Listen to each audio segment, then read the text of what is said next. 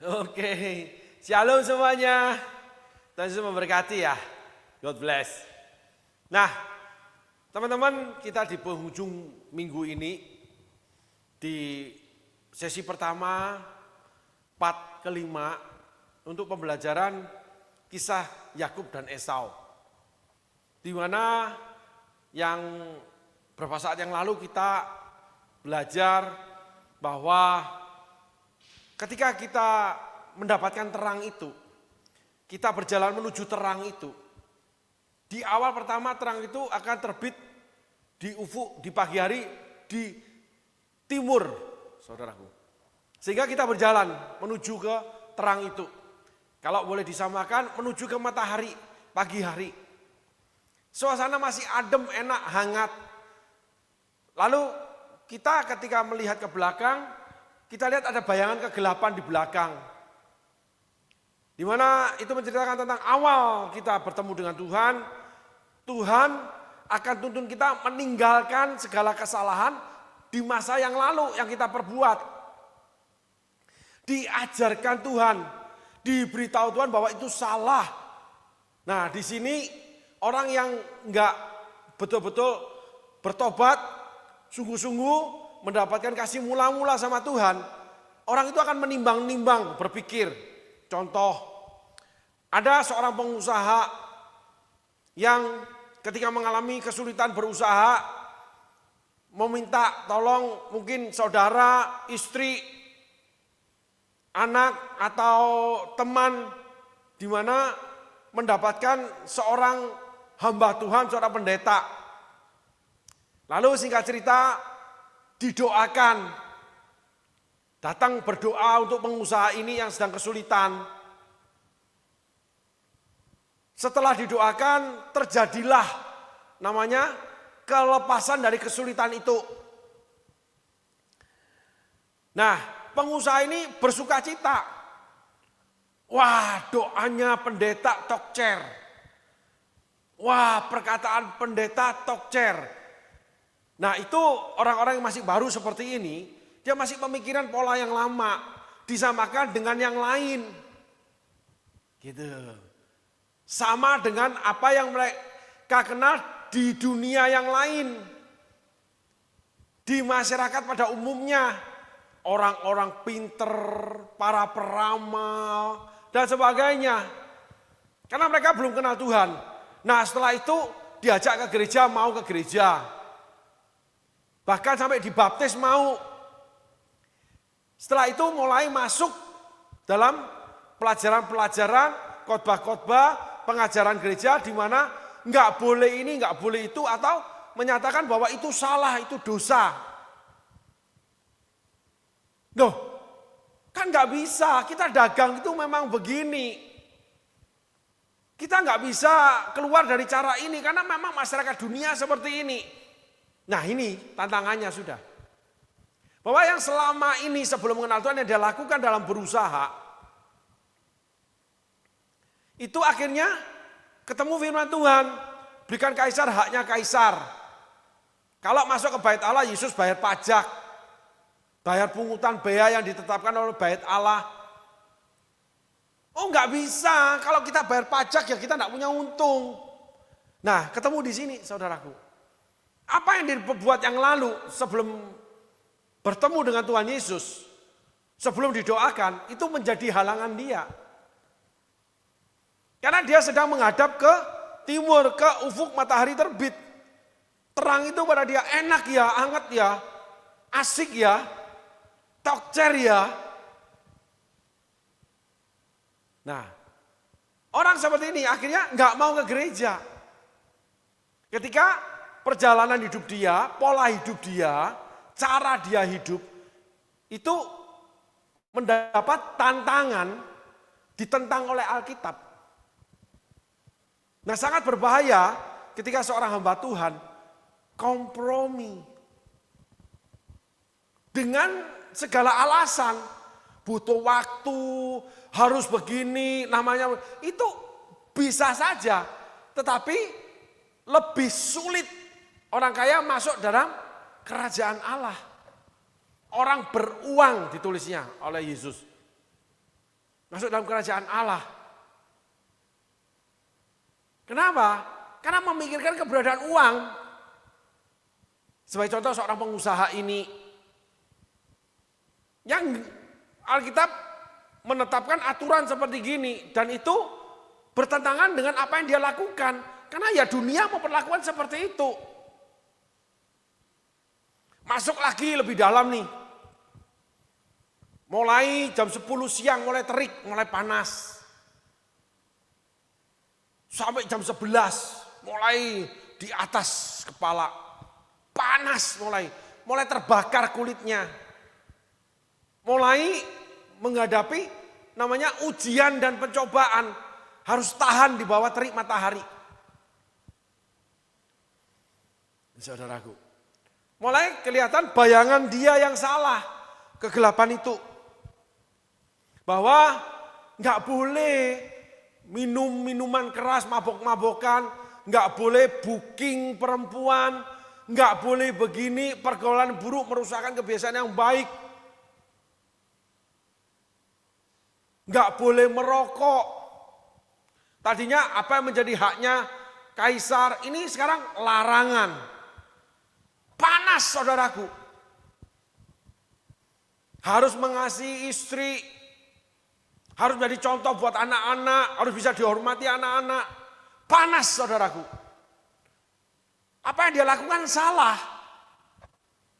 Dan Tuhan bilang dilarang.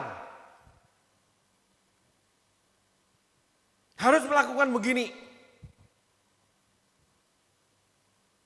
Akhirnya nggak tahan. Berteduh. Mencari tempat teduhan yang teduh. Mencari penghalang matahari itu bersinar. Tetap kelihatan terang di sana. Tetap ke gereja. Tetap ada komsel di rumah. Tapi kegiatan, perilaku tetap sama dengan orang dunia. Tetap bertentangan dengan Alkitab. Ya habis gimana? Kalau saya lakukan itu, usaha saya akan hancur. Karena memang itu dari dulu kita lakukan itu. Saya harus lakukan gini, baru saya mendapatkan ini. Menjadi sama dengan dunia, nggak mau keluar dari dunia itu. Maka dia mencari tempat berteduh, sesuatu yang menghalangi sinar matahari kena di dia. Tetapi dia masih mendapatkan terang, yaitu pantulan dari terang yang di tempat lain. Nah, orang ini selalu menjadi yang namanya perusak gereja. Melakukan perbuatan-perbuatan tersembunyi yang ditentang Alkitab. Bahkan bisa terang-terangan tapi tetap ada di gereja.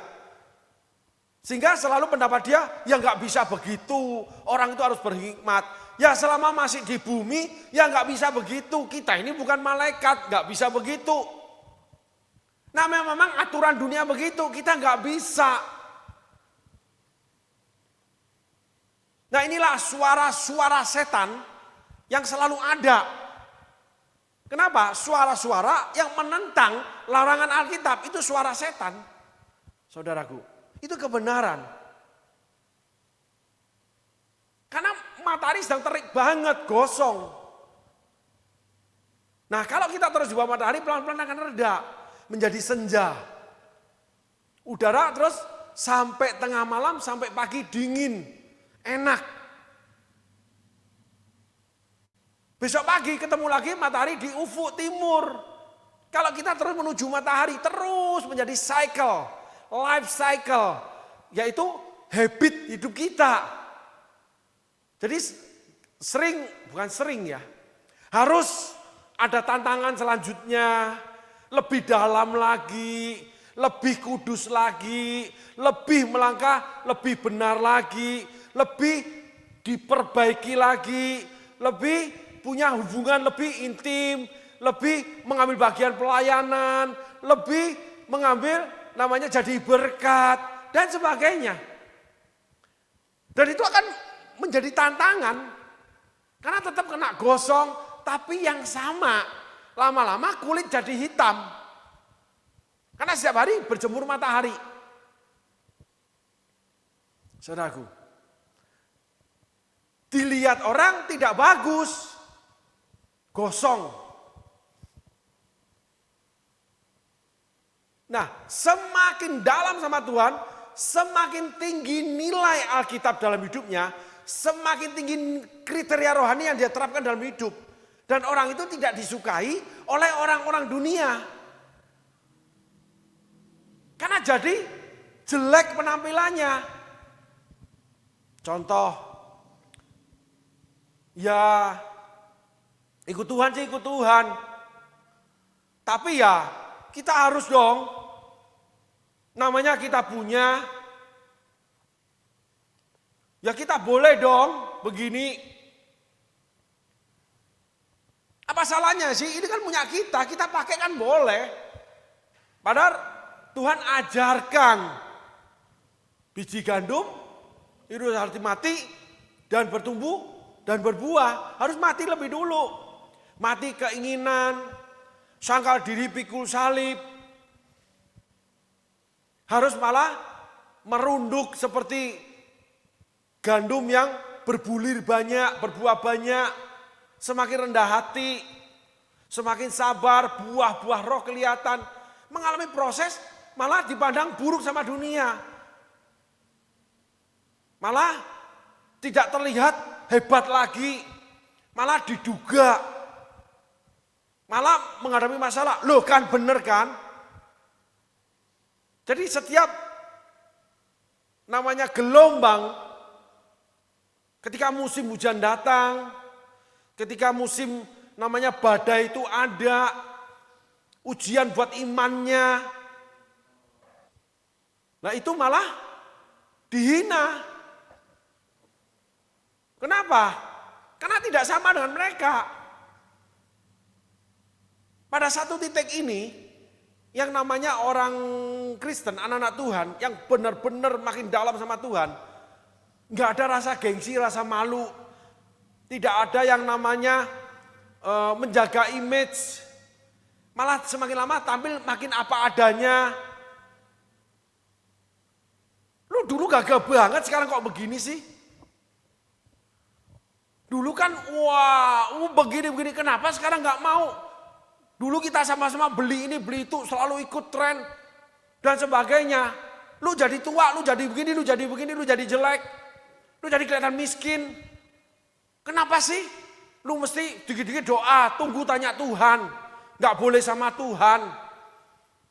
Oh harus menjadikan waktu terbaik buat Tuhan. Harus doa pagi, harus melayani di gereja. Semakin lama rasanya untuk kemampuan ekspansi usaha, kamu kok semakin nggak berdaya sih? Kok jadi orang bodoh? Gitu. Karena semakin merunduk, semakin rata dengan tanah. Tanah artinya berdebu, kotor, tidak bernilai. Mau aja dilakukan ini itu. Nganter-nganter anak. Pergi sama istri terus. Lu harus ada kesenangan sendiri dong. Segala yang mahal, koleksi yang punya semua dijual. Karena enggak boleh ada berhala. Setiap hari komsel aja, setiap hari kegiatan gereja aja. Nganter istri ke dokter apa. Lu kan, nah itu. Mestinya kan dunia selalu menetapkan ukuran yang tinggi. Kalau Tuhan menetapkan ukuran yang rendah. Barang siapa merendahkan diri akan ditinggikan. Barang siapa meninggikan diri akan direndahkan. Akan menjadi semakin berbeda. Lalu dianggap orang gila, fanatik. Hidup yang gak begitu-begitu amat, padahal si amat ya begitu-begitu aja. Punya life cycle. Sehingga Steve Jobs mengatakan, kalau boleh saya diberi kesempatan hidup lagi, saya tidak akan menjadi seperti hari ini. Saya akan menjadi orang lebih berguna. Bukan menjadi orang kaya, tapi menjadi orang lebih berguna. Saya akan mengajarkan anak-anak saya tidak untuk menjadi kaya, tapi menjadi bahagia. Ada golongan anak-anak orang kaya, di mana mereka memilih hidup tidak meneruskan usaha orang tua. Menjadi artis seperti Paris Hilton, menjadi pelukis, tidak meneruskan usaha orang tua. Yang langsung menjadi pemilik, menjadi orang kaya di negara mana. Karena menjadi yang namanya pemilik saham terbesar, warisan semua. Tapi mereka memilih hidup untuk bahagia. Nah, kalau ikut Tuhan lebih dalam lagi, hidup menjadi berkat dan berkenan kepada Allah.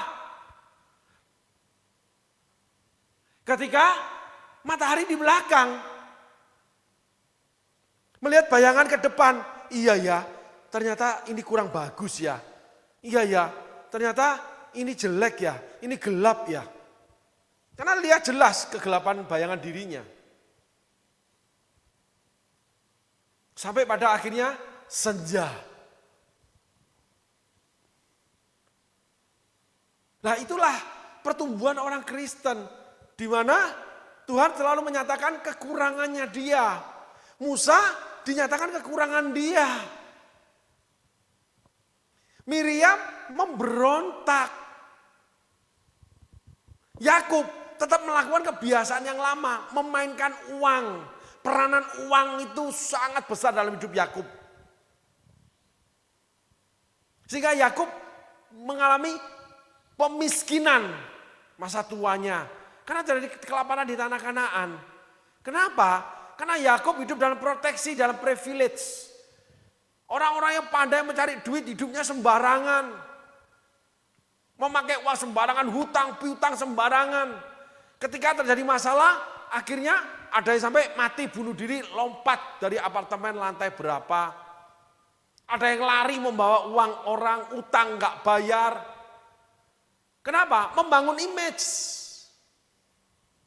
Membangun kesombongan, membangun penghargaan, supaya dianggap tinggi nilainya. Kalau Allah malah meminta merendahkan diri, baru Allah akan tinggikan. Biji gandum kalau tidak mati tidak bertumbuh dan berbuah. Kalau gandum berbulir makin banyak, berbuah makin banyak, dia makin merendah. Malah tidak menyatakan dirinya, malah menjadi berkat buat orang lain. Salah satu ingat keluarga, ingat pasangan, ingat anak, lalu ingat orang lain yang kekurangan, terus berbulir berbuah. Itu pun kalau ranting dibersihkan lagi, supaya lebih banyak berbuah, mengalami lagi fajar di pagi hari, terik matahari sampai senja. Semakin lama semakin dihina oleh dunia. Memang tidak menjadi serupa dengan dunia. Kalau Yakub makin tinggi.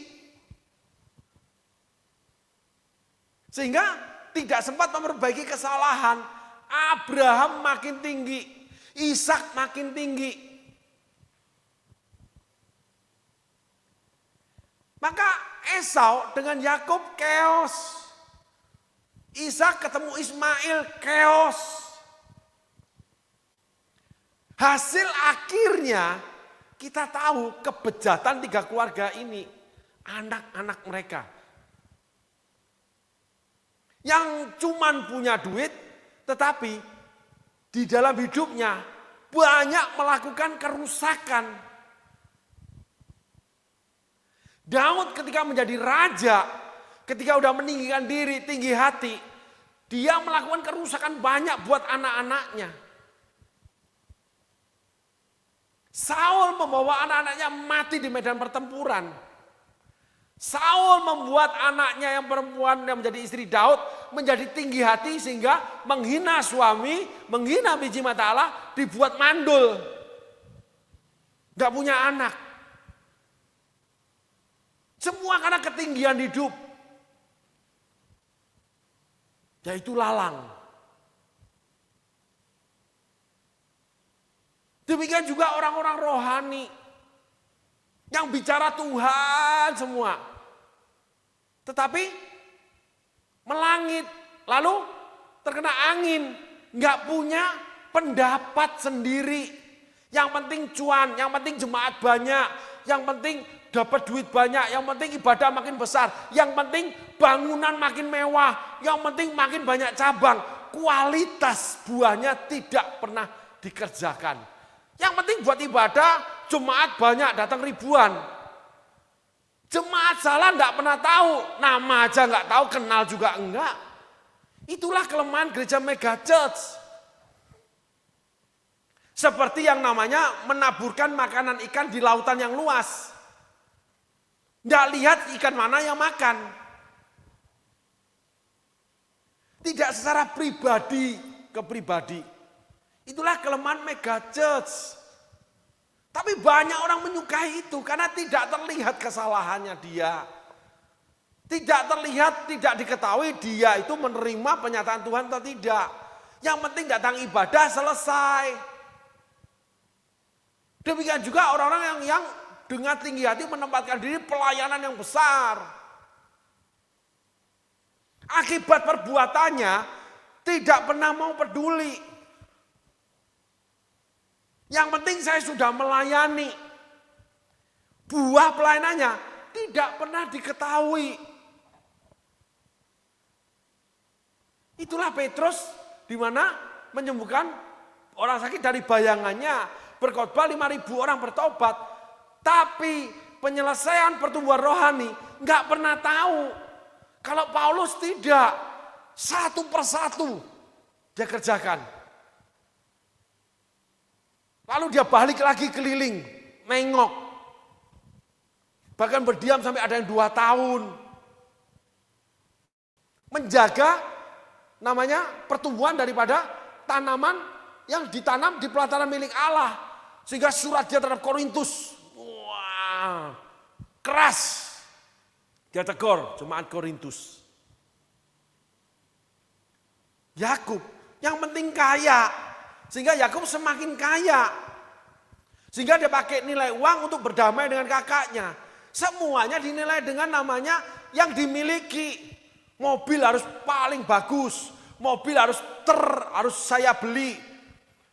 Yang mahal yang harus saya miliki.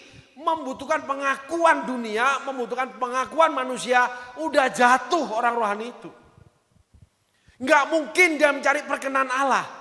Karena perkenan Allah hukumnya merendahkan diri di antara manusia. Apabila kau dianiaya oleh sebab kebenaran, di situ roh kemuliaan akan bercahaya atas kamu. Bukan apabila kamu dipuji oleh karena apa yang kamu miliki, roh kemuliaan akan bercahaya atas kamu, tidak. Saul, Daud melakukan dosa, kehilangan kemuliaan Allah ketika di puncak-puncak kejayaan dunia, termasuk Salomo. Di dalam keberhasilan mereka sesungguhnya kehilangan kemuliaan Allah dan mereka melakukan dosa.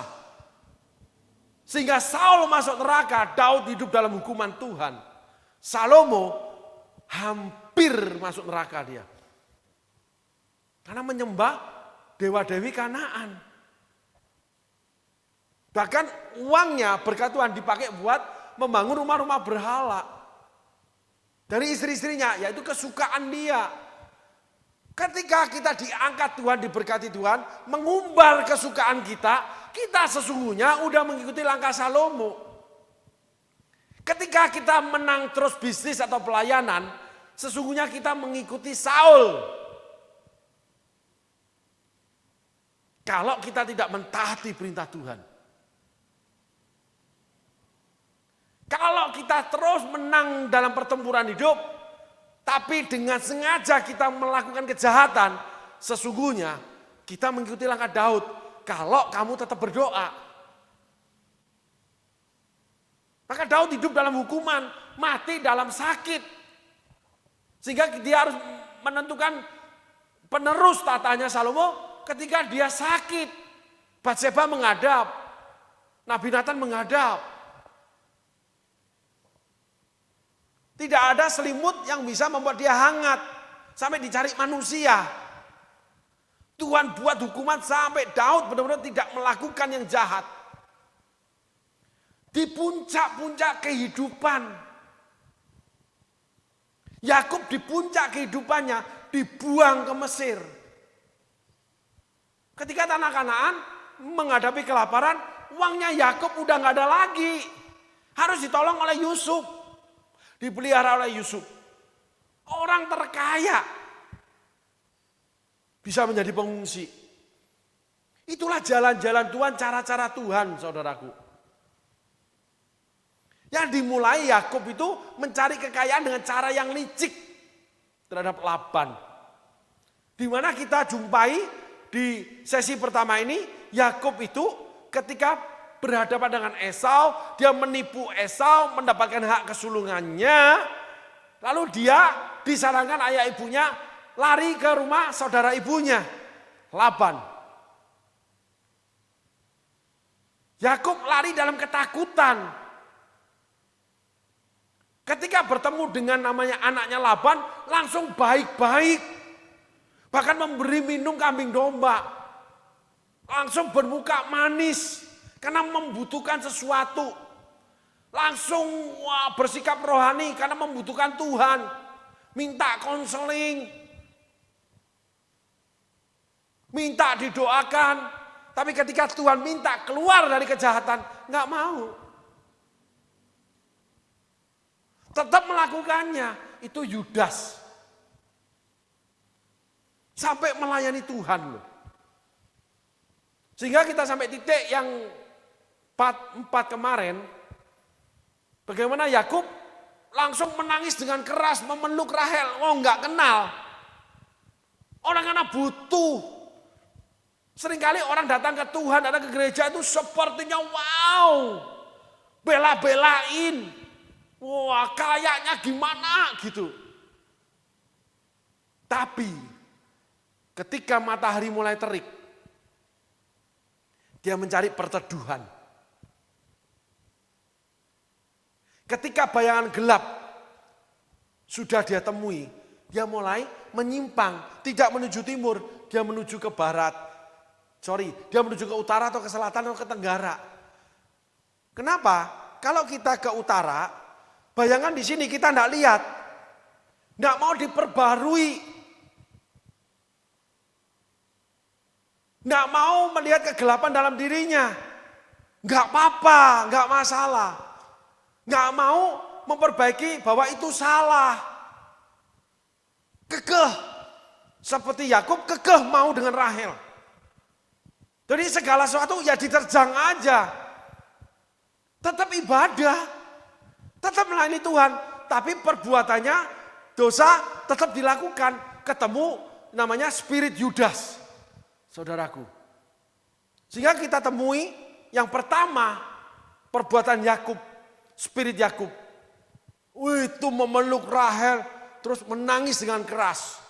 Sehingga pertobatan dia itu mengundang perhatian. Wah, rasanya kayak memberi semuanya kepada Tuhan. Seperti Petrus, aku mau mati buat kamu. Kata siapa? 3 kali kau menyangkali aku. Itulah Yakub yang sampai matinya itu tetap melakukan yang namanya kekuatan uang. Dan Yakub hidup dalam hukuman di masa tua. Anak-anaknya keos, saudaraku.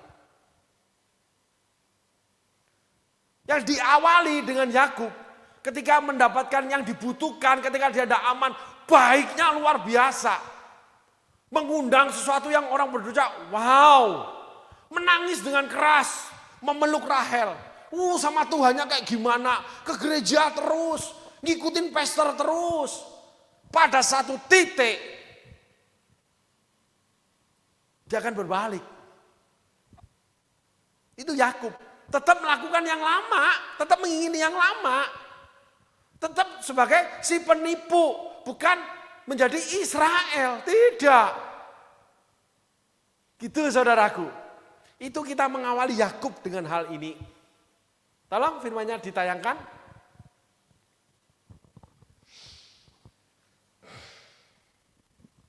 Maaf saudaraku. Ayat selanjutnya. Lalu Yakub menceritakan kepada Rahel bahwa ia sanak saudara ayah Rahel dan anak Ribka. Maka beralihlah Rahel menceritakannya kepada ayahnya. Orang seperti Yakub ini, ya, yang boleh saya pelajari saudaraku, karakter orang seperti Yakub yang saya temui. Itu kayaknya terbuka, kayaknya melekat, kayaknya itu jujur banget, kasih banget, menceritakan semuanya.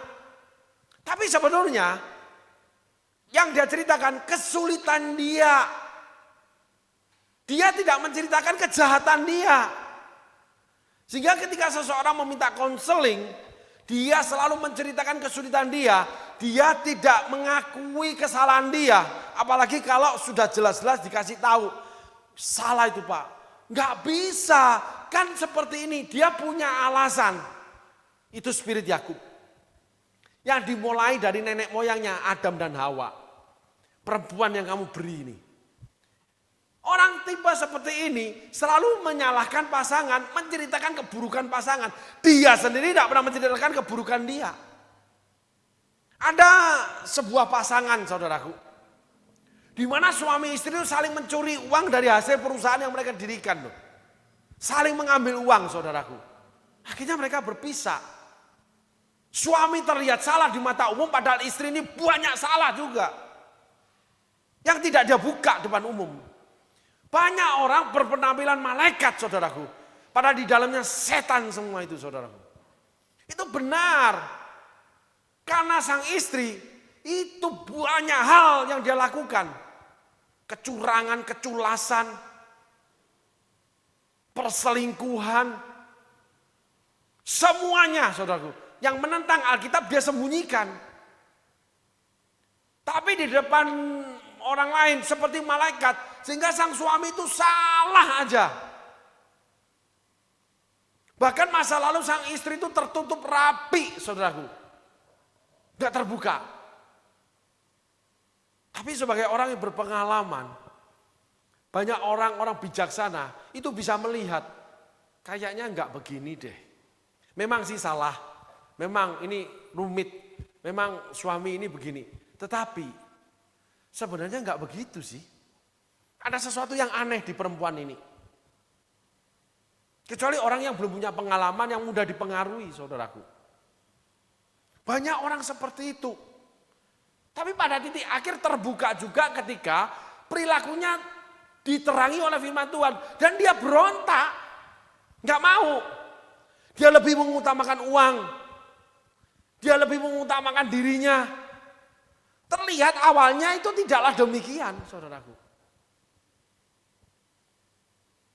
Ada orang-orang seperti ini. Sehingga di awal saya pernah bercerita bahwa ada orang kelihatan liar, ganas seperti Esau. Seorang pemburu. Tapi hatinya itu menangis ketika bertemu Yakub. Dikasih duit nggak mau. Aku punya semua ini. Dia nangis peluk Yakub. Kenapa dia tuh kangen, dia tuh mengasihi Yakub. Padahal dituduhkan Esau hendak membunuh adiknya. Maka adiknya diungsikan oleh orang tuanya. Kita ketemu akhirnya Esau itu dituduhkan saja. Karena memang orang ini berangasan. Ada banyak pasangan suami istri yang kelihatan di luar suami ini salah terus. Jatuh bangun terus. Karena penyebabnya salah satunya istrinya. Yang tidak melayani suami, yang tidak menyokong suami, tidak mendukung suami, yang merendahkan suami, yang tidak peduli dengan suami. Sehingga suami itu jatuh bangun saudaraku. Sulitnya seorang konselor di sini. Menemukan yang putih tapi di baliknya itu tidak putih. Menemukan yang hitam di baliknya itu putih sebenarnya. Sehingga ada orang yang sebagai akibat, dia cuma korban. Tapi si pelaku itu menyamar menjadi korban.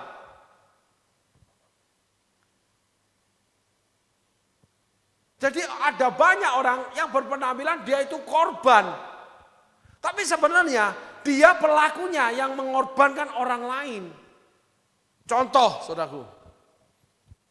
Ada suami, itu akhirnya berselingkuh. Karena istrinya itu nggak bisa melayani dia dengan baik. Istrinya dandan dengan rapi, ke salon. Yang nggak mau namanya rambut ini bergoyang, nggak mau, saudara. Sampai tidur pun itu diganjal supaya rambutnya jangan cemet atau peyang atau namanya apa ya, nggak bulat lagi.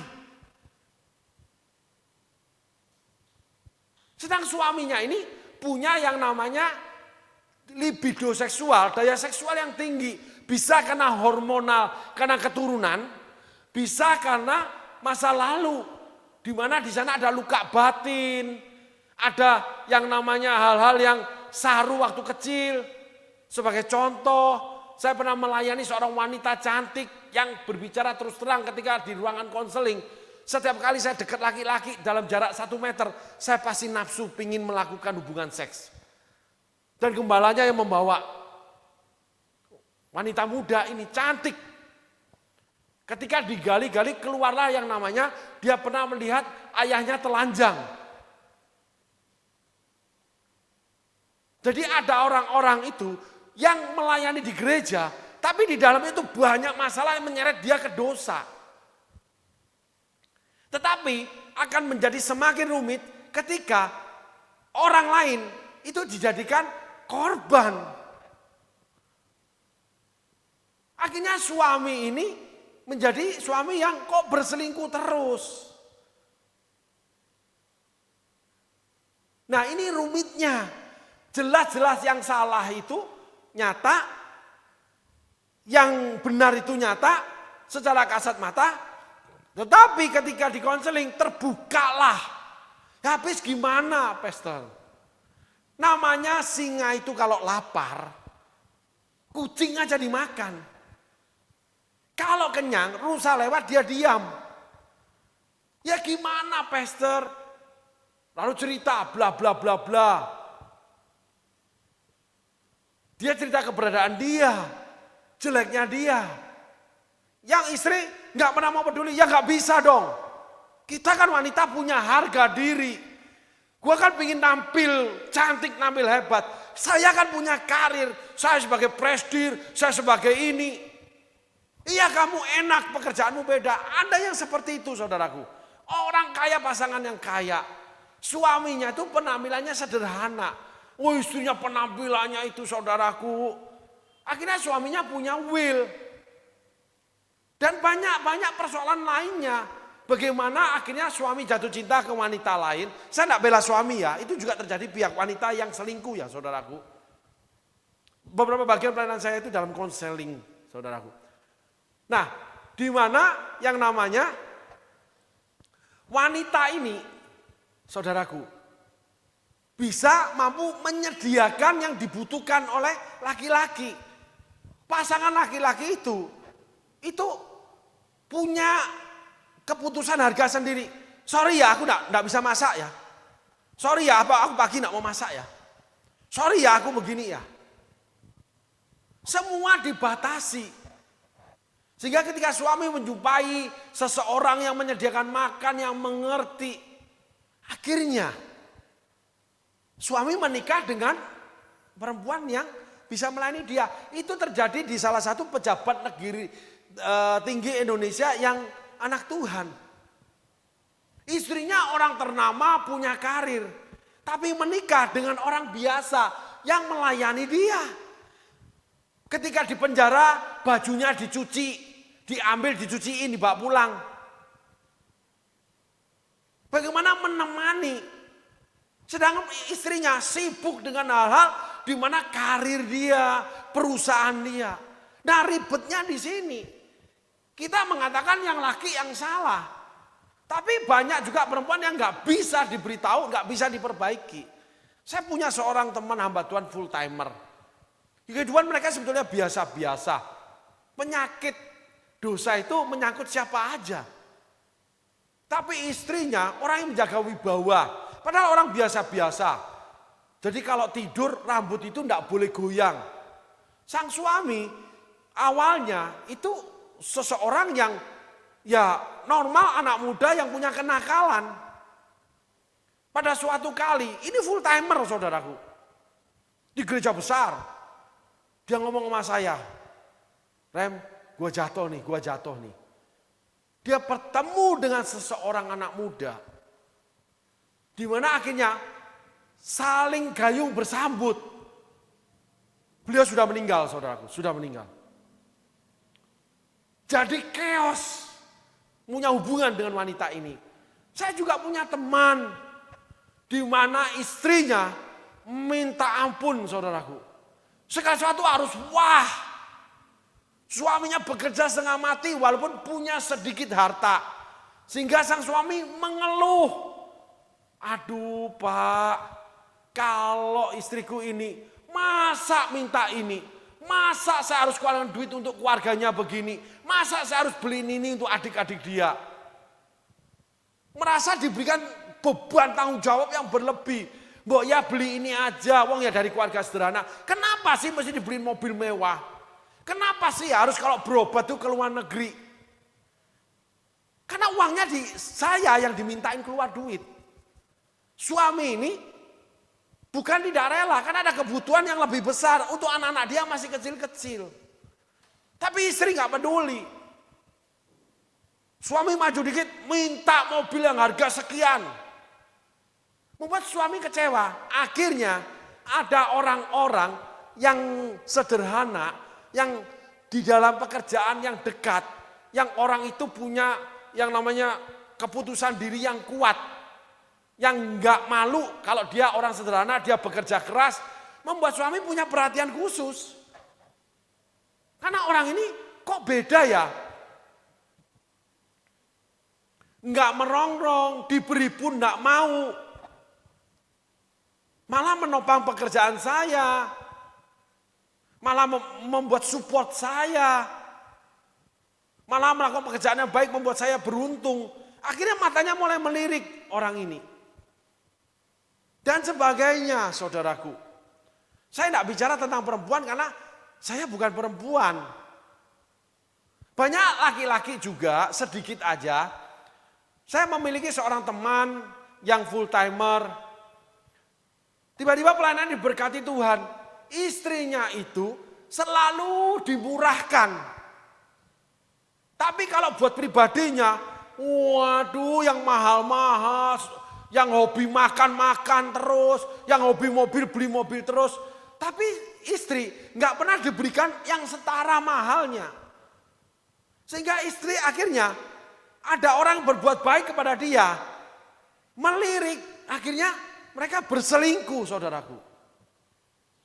Dibeliin tas-tas yang mahal. Lalu peduli dengan kesulitan keuangan, dibantu. Lalu diberikan, udah kamu pergi ke sana Gi, aku sediain tiket. Akhirnya menjalin hubungan, menjadi pecahnya rumah tangga ini. Karena istri itu mengeluh.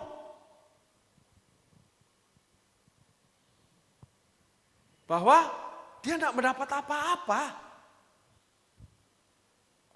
Semua uang dipegang suami. Sehingga uang yang dimiliki dia nggak pernah dilebihkan, padahal suami dapat lebih.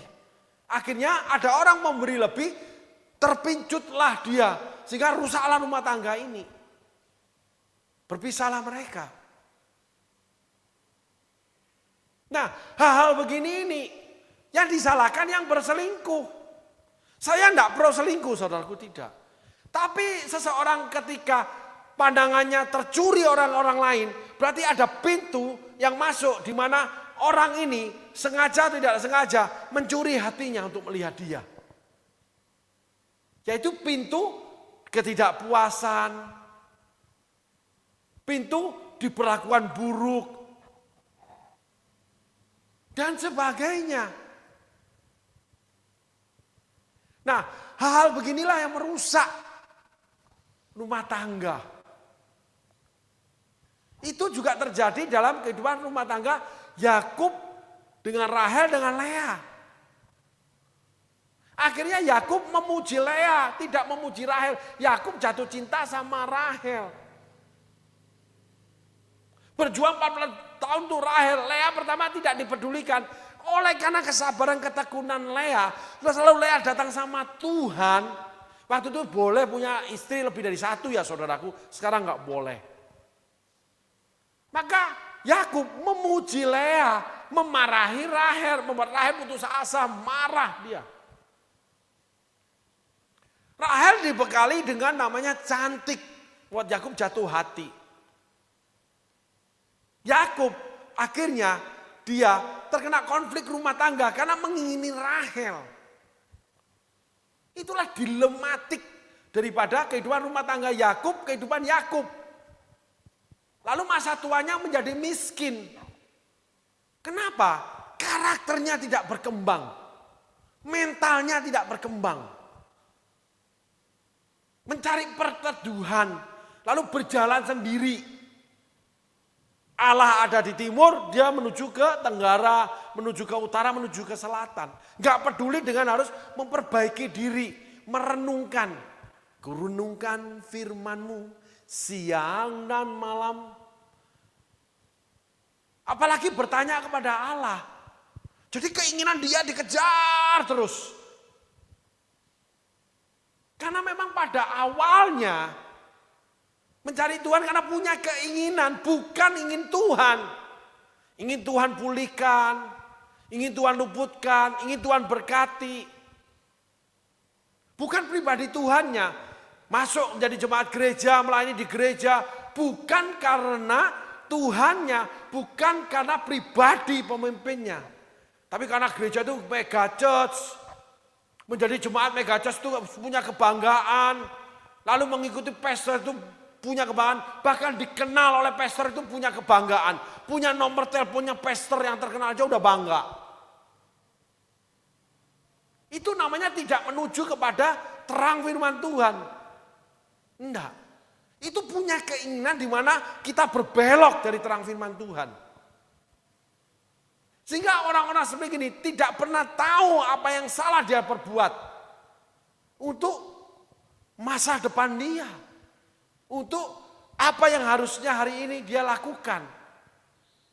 Kalau para pastor bicara kehilangan visi dan misi. Kalau para guru mengajarkan, mereka tidak mau diluruskan kembali sama firman Allah. Tidak mau diajar lebih dalam firman Allah. Itulah Yakub, saudaraku. Itulah Rahel. Lea berbeda, Esau berbeda. Lea dan Esau berjuang. Plus datang kepada Tuhan sampai akhir hidupnya. Memuliakan Tuhan sampai akhir hidupnya. Yosua sama. Musa rela kehilangan kenikmatan hidup. Kekayaan Mesir, pangkat dan jabatan. Tinggal di kemah bersama para budak. Yosua gak dapat apa-apa. Malah bawaan dia Kaleb yang mendapatkan gunung. Musa kehilangan haknya tidak seperti orang lain, sangat direndahkan Tuhan. Enggak masalah itu. Karena mereka enggak punya keinginan. Mereka mengikuti keinginan Kristus, mengikuti terus terang daripada firman Tuhan. Kadang itu malam pekat mereka melihat bulan, mencari pantulan sinar itu. Kan bulan pantulan matahari. Lalu bulan memantulkan air menjadi sumber kehidupan segala makhluk. Di mana itu ada terang di tengah kegelapan itu. Entah danau, entah sungai. Kalau nggak ada bintang. Belajar mencari kehendak Tuhan, tahu ketika mengalami masa sulit berdoa dengan cara apa yang Tuhan ingini. Jadi masih ada bintang, masih bisa ketemu yang namanya seperti orang Majus. Menemukan hal-hal baru yang Tuhan sediakan. Karena Tuhan sedang belokkan arahnya. Kehilangan untuk mendapatkan yang baru dari Tuhan. Yang lama sudah berlalu. Itu ada pengajaran sendiri nanti saudaraku. Maka ketemulah yang namanya bayi Yesus. Langsung orang Majus ini memberikan persembahan yang wangi. Mur, kemenyan, minyak dan sebagainya. Sehingga orang-orang seperti ini ketika mendapat kesulitan lalu diberkati. Dia memberkati alam jadi dupa yang harum. Enggak berubah. Tetap namanya diberkati, tetap memberkati jadi berkat, tetap melayani, tetap memberi yang terbaik. Bukan karena dilepaskan dari kegelapan, karena selalu mencari Tuhan. Selalu menuju terang yang ajaib itu. Enggak berbelok, saudaraku. Itulah perjalanan Yakub. Tolong ditayangkan ayatnya. Lalu Yakub menceritakan pada Rahel bahwa dia sanak saudara, ayah Rahel dan anak Ribka. Maka beralihlah Rahel menceritakannya kepada ayahnya. Yakub nggak tahu kalau dia sedang menghadapi Laban. Coba ayat selanjutnya. Segera saudara Laban mendengar kabar tentang Yakub, anak saudara itu beralih ia menyongsong dia, lalu mendekat dan mencium dia, kemudian membawanya ke rumahnya. Maka Yakub menceritakan segala hal ihwalnya kepada Laban. Dia nggak tahu kalau Laban itu jauh lebih monster dari dia. Orang-orang yang melakukan kejahatan ketika mengikut Tuhan, orang-orang yang punya karakter si penipu seperti Yakub, dia akan ketemu monster yang lebih besar daripada dia. Penipu yang lebih besar, perampas yang lebih besar, semuanya jauh lebih jahat daripada dia. Yakub mengalami 14 tahun. Dia meronta-ronta. Hidup yang ditipu terus sama Laban. Sehingga hari ini kita belajar, kita tutup pengajaran tentang Yakub, saudaraku, untuk minggu ini. Bahwa akhirnya Yakub bertemu dengan monster. Ketika saudara menjadi monster, saudara dipertemukan monster yang lebih besar.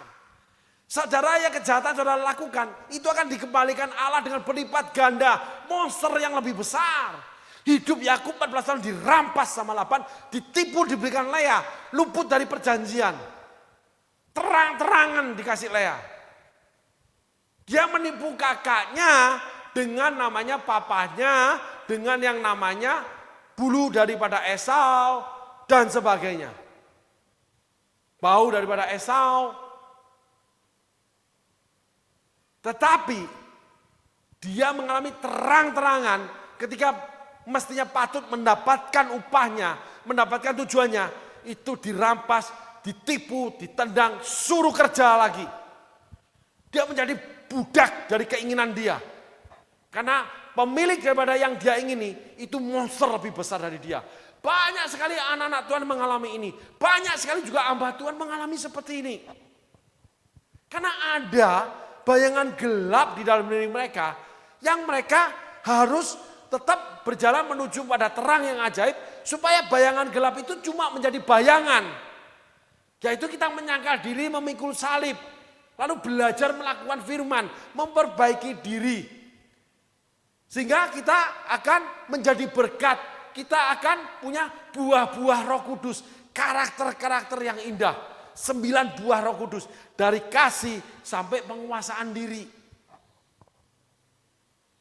Walaupun hidup di dalam namanya grace, privilege, hidup di dalam fasilitas Allah beri. Yakub anak orang kaya mati membawa anak cucunya dalam kemiskinan. Harta yang diterima menjadi tunjangan, menjadi fasilitas, itu akan menghancurkan, tidak akan menumbuhkan pribadi menjadi baik. Hanya dengan berjuang, mengenali kegelapan dirinya, memikul salibnya, menyangkal dirinya untuk tidak melakukannya. Kegelapan itu cuma jadi bayangan aja buat dirinya. Karena dia berjalan menuju terang Allah yang ajaib. Amin saudaraku. Tuhan Yesus memberkati. Terima kasih.